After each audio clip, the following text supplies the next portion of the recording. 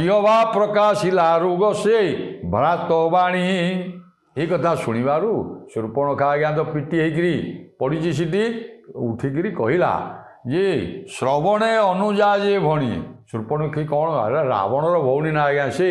रावण ये कथा जापारे अरे तू त्रिपुर विजयी रावण सर्वमर्त्य पाताल को जय करिचु एवं तोर एते अनुचर गुप्तचर सबू अछंती अथच भौणीटा दंडकारण्य नाक कान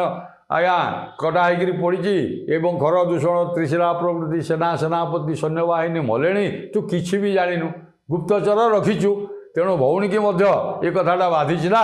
तेणु आज्ञा शूर्पणखा कौन कहूँ देखु श्रवणे अनुजा जे भणी अनुजा जे रावणर भौणी कहूँ विंश नयन थिले तोर 10टा मुंड 20टा आखि अच्छी मुंड 10टा 20टा आखि अरे जोड़े आखिरी लोक संसार को जानी जाऊँ तोर 20टा आखि थी विंश नयन